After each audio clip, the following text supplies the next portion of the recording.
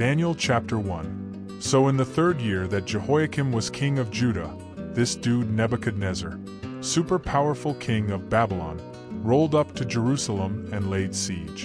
And oh snap, God was, I'm letting Jehoiakim get handed over. So Nebi took him and a bunch of temple swag back to Babylon to stash in his God's treasure cave. Then the king was all, Yo Ashpenaz, you're in charge of the eunuchs. Go grab some primo Israelite kids. Royal blood only, you feel me? They need to be flawless, super cute, mega smart, nerdy in the best way, and palace material. Also, teach them how to talk and act like Babylonian brothers. The king was, let's fatten these dudes up with my royal munchies and wine for 3 years. Then they can come vibe in the palace.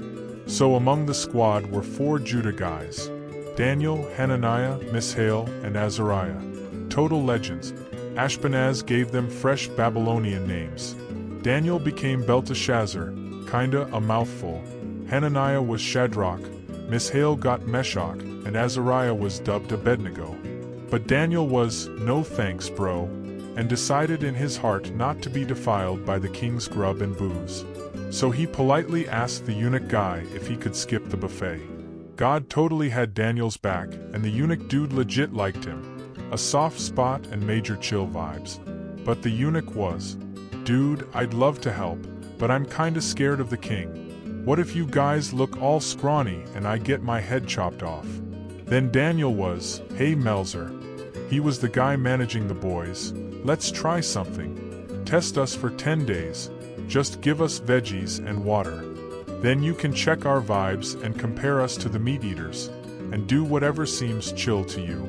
So Melzer was cool, and gave them the veggie treatment for 10 days. And whoa, by the end of it, they were looking super fresh and glowing with good vibes. Way better than the meat squad. So Melzer ditched the royal meat and wine plan and went full veggie mode for them. And God totally blessed these 4 bros with major smarts and deep thoughts. Plus, Daniel got bonus abilities. He could interpret dreams and visions. Wild. At the end of the 3 years, the king was, bring them in, and Ashpenaz delivered the crew for their big debut. The king vibed with all of them, but Daniel, Hananiah, Mishael, and Azariah? Total standouts. They totally crushed it and got to stay in the king's inner circle. In every intellectual convo and wisdom check, they were 10 times more epic than all the magicians and astrologers in the whole kingdom. And Daniel? He kept serving the throne all the way into the 1st year of King Cyrus. Total legend, bro. Daniel chapter 2. So in year 2 of King Nebuchadnezzar's rule, he had these super weird dreams that totally messed with his head and killed his vibe. Dude couldn't even sleep. So he was all, get me the squad, the magicians, stargazers, spooky dudes, and brainy Chaldeans. I need dream help, ASAP. And he goes, yo, I had this gnarly dream, and it's totally bugging me. I have to know what it means. And the Chaldeans were, oh king, live forever. Just spill the dream, and we'll totally decode it for you. But the king was not having it. He was, the dreams vanished from my brain. If you can't tell me what it was and what it means, I'll literally turn you into tiny pieces, and your homes? Total garbage dumps. But hey, if you actually pull it off, I'll hook you up, like gifts, rewards, the whole royal shebang. Just tell me the dream and what it means, cool. They're like, dude, seriously, just tell us the dream already, and we'll totally interpret it. The king goes, nope, I see what you're doing. You're just stalling because you know I forgot the dream. And if you don't tell me what it is, you're all toast. You're just trying to sell me bogus vibes and stall until I forget this whole thing. So yeah, reveal the dream, and I'll know you're for real. The Chaldeans are sweating and say, dude, no human can do what you're asking. Seriously, no king has ever demanded that. Only the gods could know this stuff, and they don't exactly chill with humans. This ask is totally extreme, your majesty. The king was furious level 9,000 and ordered all the wise dudes in Babylon to be totally wiped out. The cancel order went out, delete all the wise guys. And yep, they were coming for Daniel and the brothers too. But Daniel, being totally smooth, was, hang 10, Arioch. That's the king's top guard bro, and he chatted with wisdom and chill.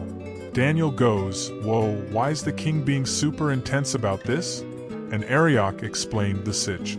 So Daniel marched right up to the king and was, can I get a little time, your highness? I'll totally come back with the meaning of that dream. Then Daniel bolted back home and filled in his boys, Hananiah, Mishael, and Azariah. And they all started praying hardcore, God of heaven, please hook us up with some major mercy and tell us this dream's secret so we don't get the axe with everyone else. That night, God dropped the dream download into Daniel's brain, totally epic vibes. So Daniel was, whoa, thank you, Most High God. He goes, blessed be your name forever. You've got all the wisdom and power. You switch up the seasons and shuffle kings around like cards. You give brainy vibes to smart folks and deep understanding to the deep thinkers. You spill the tea on the mysteries, even the super shadowy ones. You totally glow in the dark because you are the light. Major props to you, God of my ancestors. You handed us the answer we prayed for, and now I'm ready to spill it to the king. So Daniel ran over to Arioch, the king's hitman guy, and was, yo, don't off the wise dudes. Take me to the king, I got the dream scoop. Arioch zoomed Daniel in, OMG, your majesty, I found a dream decoder from Judah. The king looked at Daniel, aka Belteshazzar, and asked, so, can you actually tell me what I dreamed and what it means? Daniel was, okay, so no wizard, psychic, or star reader can break this down for you, your highness. But there's a God up in the heavens who totally reveals secrets, and he's letting you in on what's gonna go down in the future, King Nebs. You were lying in bed, just vibing with those what's next thoughts, and boom, God sent you the dream download. And FYI, it's not like I'm smarter than anyone else, but God wanted you to get the message, and I'm just the messenger, you know? So, you saw this ginormous, dazzling statue, right? It was mega intense. Its head was all blingy gold, chest and arms, silver, tummy and thighs, bronze. Legs were iron, but the feet? Like a sketchy mix of iron and clay.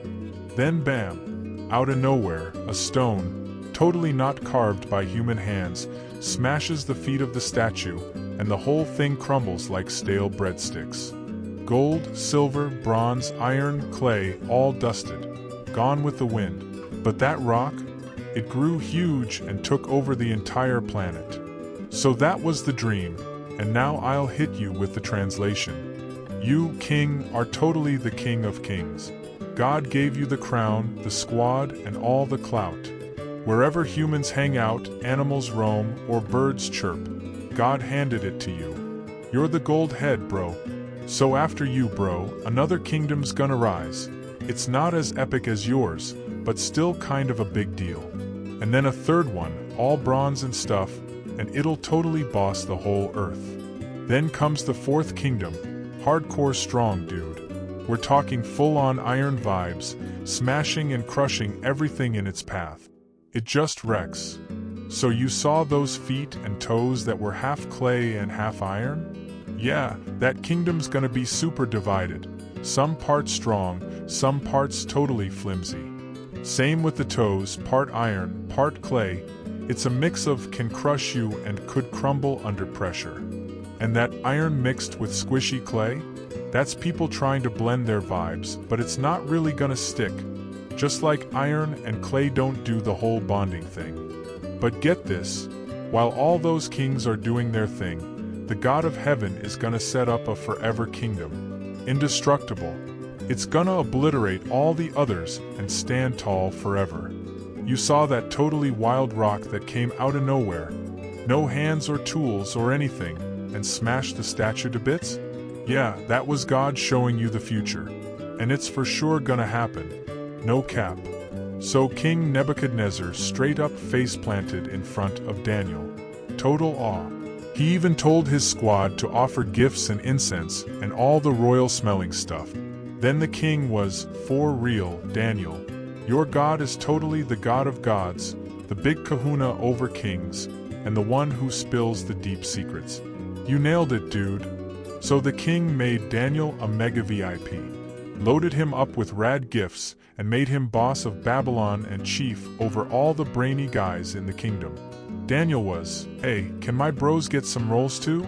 And the king was chill with it, putting Shadrach, Meshach, and Abednego in charge of stuff in Babylon. Meanwhile, Daniel hung out at the king's gate, like a total legend. Daniel chapter 3. So King Nebuchadnezzar was feelin' major extra and made this ginormous gold statue, 90 feet tall and super sparkly. Then he texted all his top guys, governors, judges, money dudes, influencers, all the big shots, to come to this mega launch party for his golden glam statue in Duraville, Babylon. So yeah, everyone totally showed up in their best fits to check out this gold bling monument that King Nebi put up. Then this royal hype guy yelled out, "Okay, listen up peeps from everywhere. As soon as you hear the epic jam session, like the cornet, flute, harp, and all that jazz, you gotta drop down and worship this lit golden statue King Neb made. And if you totally don't, you'll be tossed straight into a raging bonfire, no questions asked." So when the music hit, everyone, and I mean everyone, went faceplant mode to worship the gold dude statue. But drama alert, these Chaldean tattletales came through and snitched on some Jews. They went, "O King Nebi, may your reign be totally forever." So, remember your hardcore rule that whenever the royal playlist drops, people got about to the gold statue? And if they don't, they get fire blasted into that gnarly furnace? Well, these three dudes, Shadrach, Meshach, and Abednego, you promoted them, but they're totally ignoring your vibe. They don't even look at your gods or that gold statue. King Nebuchadnezzar was so heated, like full rage monster mode, and he was, "Bring those guys to me now." And he was all, "Yo, Shadrach, Meshach, and Abednego, is this actually true? You're not vibing with my gods or bowing to my shiny statue? So if you dudes are totally ready, when the band starts jamming with the cornet, flute, harp, sackbut, psaltery, dulcimer, and every other instrument, and you totally bow down to my golden statue? Sweet. But if you don't, I'm tossing you into the mega-blazing bonfire right away. And let's be real, what god could rescue you from my grip? King Nebuchadnezzar, the three bros, Shadrach, Meshach, and Abednego, were, no offense, but we don't even need to argue with you about this. If you throw us in, our god, yeah, the one we totally ride for, he can rescue us from that raging furnace and your royal hands. But even if he doesn't, just know this, your majesty, we're not gonna worship your bogus gods or bow to your sparkly gold statue. No way. Nebuchadnezzar totally lost it. His face went from chill to raging volcano. So he was, "Crank that furnace heat up, 7 times hotter." Then he called in his buffest soldiers and was, "Yo, tie those dudes up and toss them into the fire." So the dudes got bound, robes, hats, sandals and all, and chucked into the inferno. But the king had made it too hot. The fire was so gnarly it actually roasted the soldiers who threw them in. So Shadrach, Meshach, and Abednego, all tied up, wiped out into the fiery furnace. But then the king was, "Whoa, wait a sec." He stood up, super stunned, and said, "Didn't we toss 3 guys in the fire?" His crew was, "Totally, your highness. But I'm seeing 4 dudes in there now," the king said, "and they're just walking around, no flames hurting them. And dude, the 4th one? He looks divine or something, like the son of God." King Neb rode his chariot up close and shouted, "Shadrach, Meshach, Abednego, servants of the Most High God, come out of there, bros." So they totally stepped out of the flames, not even toasted. And all the VIPs, governors, captains, officials, were no way. The fire hadn't even touched them. Not a hair fried, no clothes toasted, not even a hint of campfire smell. Nebuchadnezzar was all, "Blessed be the God of Shadrach, Meshach, and Abednego. He sent his angel and saved his crew. These legends defied my orders and risked everything so they wouldn't sell out to fake gods." So here's the new rule, he said. If anyone, anywhere, speaks trash about their God, I don't care what language they speak. They're toast, and their crib's getting turned into a dump heap. 'Cause no other god can pull off a save like that. And boom. The king made Shadrach, Meshach, and Abednego even more legit in Babylon. Promotion time. Daniel chapter 4. Yo dudes and dudettes from every country and language out there, peace times infinity to all y'all. I just had to share the gnarly signs and wonders the big guy upstairs has done for me. His miracles? Totally epic. His kingdom? It's never-ending. Forever and ever, for real. So there I was, just chilling in my palace, living my best royal life. And boom, had this dream that freaked me out. I couldn't shake it, bro. So I was like, summon all the brainy Babylon dudes stat. They all rolled in, the magicians, stargazers, and all that jazz, but nada. Zero clue what it meant. Then in walks Daniel, aka Belteshazzar. He's got the vibes of the holy gods, for sure. Belteshazzar, my magical main man. You're the goat of secrets. Lay it on me, bro. What does this dream mean? So here's the vision. I saw this megatree smack in the middle of the earth, total skyscraper. It was swole and super strong, reaching up to the heavens. Everyone on earth could see it, no cap. Its leaves were fresh, the fruit was insta-worthy, and animals and birds were totally vibing under it. Then, get this, I saw this holy sky dude descend from the heavens. And he yelled, "Chop that bad boy down. Ditch the leaves, scatter the fruit, and tell all the creatures to scram. But yo, leave the stump in the grass, and wrap it with iron and bronze bands. Let it soak in heaven's dew and chill with the animals. Swap his human heart for a beast mode 1 and let him go full wild for 7 seasons, bro." So this whole thing is from the heavenly watchers, you know? And the holy ones totally backed it so people living on earth would realize the Most High is the ultimate boss. He gives kingdoms to whoever he wants and even lets total nobodies be in charge. Okay, Belteshazzar babe, that was my dream. Now spill the tea. What does it mean? All the other so-called wise dudes are clueless, but you've got that holy sparkle or whatever. Whoa dude, that dream is super gnarly and not gonna lie, it's kinda aimed at your haters, not your homies. So you saw that massive tree, right? Tall enough to tickle the sky and visible from everywhere. It had totally fab leaves, delish fruit, and even gave shade to animals and a hangout for birds. Nature's 5-star resort. Yeah, hate to break it to ya, but that big, strong, sky-touching tree is you, your majesty. You're totally thriving and mega powerful right now. But then you saw that divine surfer dude come down and chop it down, but leave the roots with some metal bling still in the dirt. It gets rained on and chills with animals until 7 waves, years, crash by. Here's the deal, O king. The big guy upstairs says you're gonna be benched. You're gonna be kicked out of human society and go full wild man, munching on grass with the cows and getting rained on for 7 years, until you get it, God runs the show and he picks who gets the crown. But leaving the stump means your kingdom won't be totally wiped out. It'll still be yours once you finally vibe with the heavenly authority. So heads up, king, maybe try being chill, ditch the bad habits, and help out the poor, you know? Maybe then your good vibes will last longer. And yup, everything Daniel said? It all totally came true. A year later, King Neb strolling his palace patio, feeling pretty full of himself. Whoa, look at this epic city I built. Babylon is totally my masterpiece. Go me. And before he could even finish his hype speech, a voice from the sky was, Nebi? Your kingdom? It's officially revoked.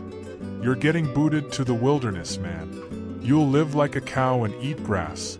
Total farm life, until you figure out God's the ultimate ruler, not you. Boom. It all happened like that.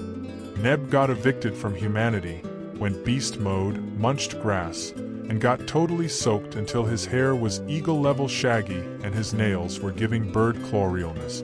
After all that, I finally looked up to the heavens and bam! my brain came back online. And I was, praise the Most High.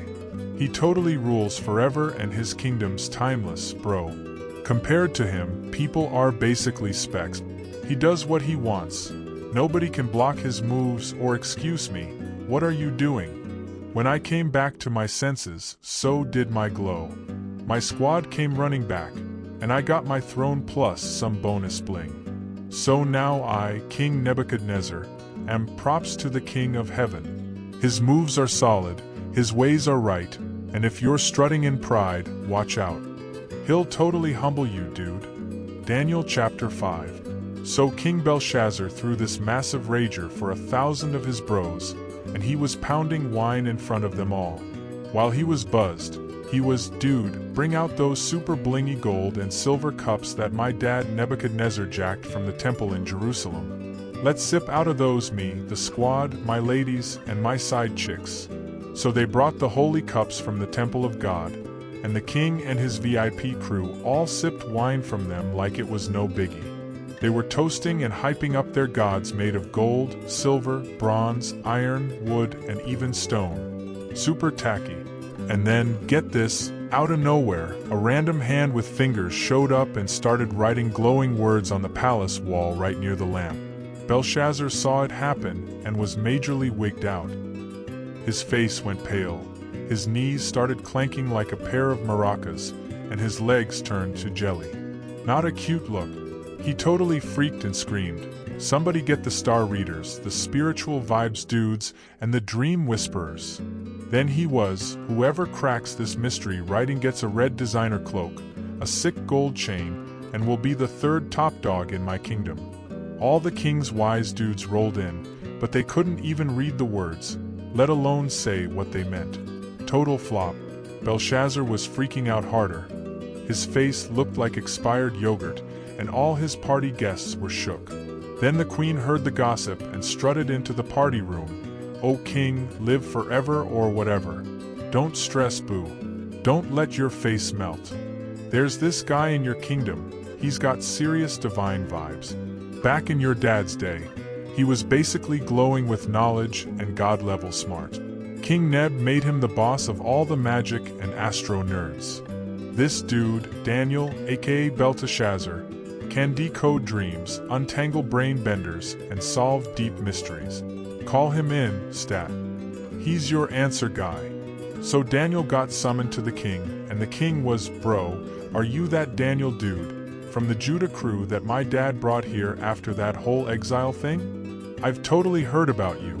People say you're lit with divine energy, and you've got mad skills and wisdom. So I had all the brainy dudes, the astrologers and whatnot, come in and try to read this spooky wall scribble, but nope, total wipeout, bro. They couldn't figure it out. But word on the street is you're the guy, Daniel. You crack the tough stuff and decode the mysteries. So if you can read it and give me the lowdown, I'll deck you out in red velvet vibes, bling you up with a gold chain, and boom, you'll be third in command." But Daniel was all chill and said, No offense, your highness, but keep your swag and prizes. I'll still spill the tea on the message. So your dad Nebuchadnezzar? The big guy upstairs gave him all the power, mad respect, sparkle, and royal flair. People from everywhere were totally shook. If he wanted someone gone, poof, they were out. If he wanted someone to shine, boom, spotlight. But then he got way too full of himself, heart all puffed up, mind major ego trip. So he got booted off the royal stage, and they snatched away his crown vibes. He got tossed out with the wild donkeys, started living all beast mode, eating grass, getting soaked in the dew like full-on nature boy. All until he figured out that the Most High is totally in charge and gives kingdoms to whoever he wants. And you, Belshazzar, his bro-son dude, knew all this, but didn't humble yourself even a smidge. Nah, instead, you threw shade at the Lord of Heaven. You stole his sacred cups, partied hard with your VIP squad, sipping wine out of them like it's a frat house. Then you praised your deadbeat bling gods, gold, silver, bronze, whatever. They're totally deaf, blind, and dumb. But the real God, who literally holds your life and your path in his hand, Yeah, you gave him 0 props. So that's when the ghost hand showed up and dropped the divine graffiti on the wall. And what it wrote was, mean, tekel, a parson. Major chills. Here's the deal, mean. God did the math, bro, and your kingdom's like over.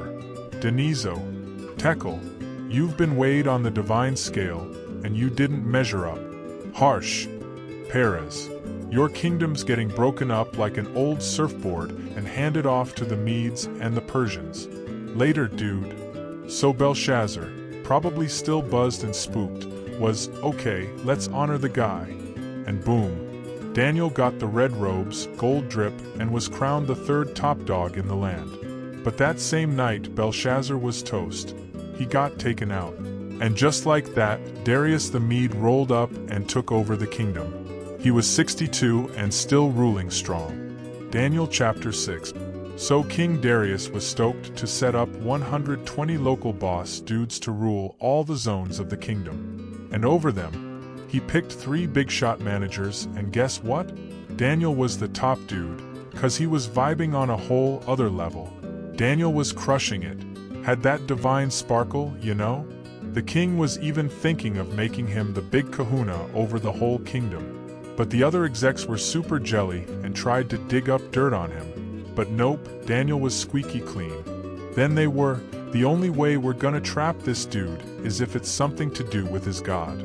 So they all surfed up to King Darius and were, Almighty Darius, totally sign this epic law, right?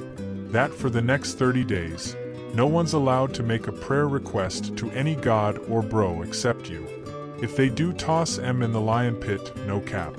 So, your highness, make it official and sign the scroll, because once it's Medes and Persians' law, it's totally locked in. And the king was, sure bros, and signed the thing. But Daniel was chilling with his windows wide open toward Jerusalem, kneeling down 3 times a day like he always did, praying and saying thanks to his God.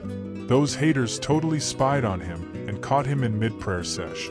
So they ran back to the king and were, didn't you make it a rule that no one can pray to any god or guy except you for 30 days?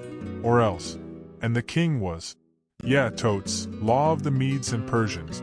It's sealed tighter than a surfboard wax. Then they were, well, that Daniel guy, you know, from the Judah crew? He's totally ignoring you and still praying 3 times a day. The king was majorly bummed and tried all day to save Daniel, but the sun was setting and he was running out of options. So all the schemy dudes totally crowded the king again and were, Your Majesty, just a heads up, Medes and Persians law? Yeah, no takebacks.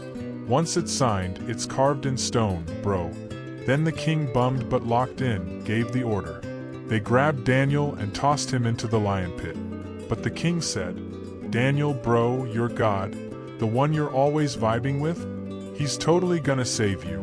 Then they rolled this mega stone over the den entrance and sealed it with the king's bling ring stamp and the other bigwig stamps too, so nobody could pull a fast one. That night, the king was majorly stressed.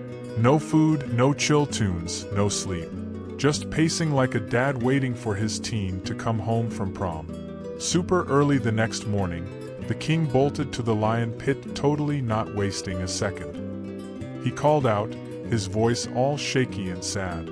Yo Daniel, servant of the real deal living God, did your God, the one you're always reppin', come through and save you from the lion squad?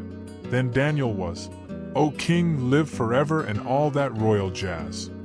My God sent his angel, no joke, and shut the lions' mouths. They didn't even nibble on me, 'cause I'm innocent in his eyes.